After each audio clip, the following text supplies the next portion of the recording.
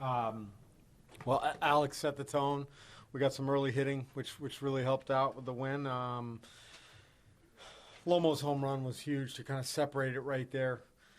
As far as Alex's performance, obviously, really, really strong performance. I think he'll be the first to tell you that it was probably a little bit more of a battle than what the standard he sets. Fell behind some guys, some hard hit balls. I thought it was a really good night by the defense, being in the right spot, made some nice plays behind him. But at the end of the day, I mean, Alex made some big pitches when he had to keep their lineup quiet. So, the offense. Great to see Lomo get going. It was outstanding to see Corey Dickerson get some hits. Shane Peterson, Suki. We had a bunch of production kind of spread out through the lineup. Souza the home run there at the end, but story is still the way Alex Cobb threw the ball. Coming out of the All-Star break, what do you like about your team's confidence? They're confident, and they should be. So I think we all like that quite a bit. I mean, this game is not easy. But when you're able to play with a lot of confidence, maybe like a lot of our guys are doing right now, I think it helps. Logan Morrison had a career high earlier this season. Tonight, Steven Souza Jr. hit his 18th home run, a new career high.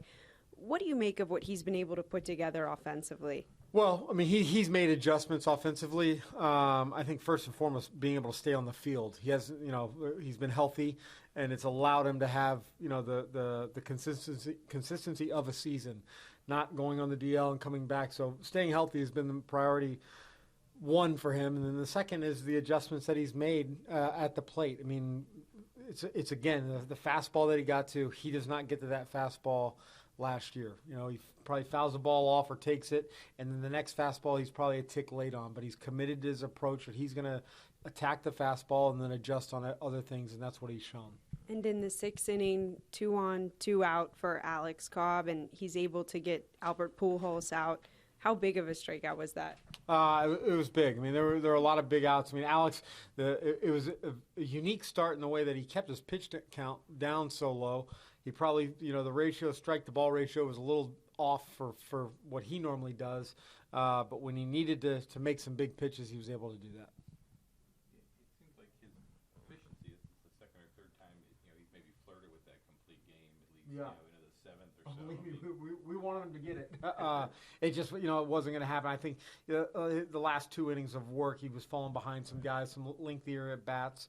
And then obviously, with Trout coming up, probably best to give it to somebody else. And that was the first time you used Boxberger back-to-back. Yep. Back was the idea to just get him in and get him out right there if he got the out?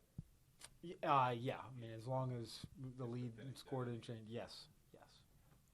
What's it mean for Cobb's confidence in having 7 straight starts where he's gone 6+, now he went 7 2/3? What's it do for his confidence as far as being able to repeat that?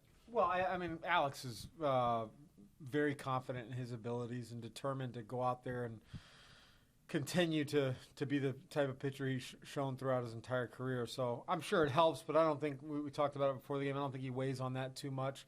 He takes outing to outing and wants to go out and give us a chance to win.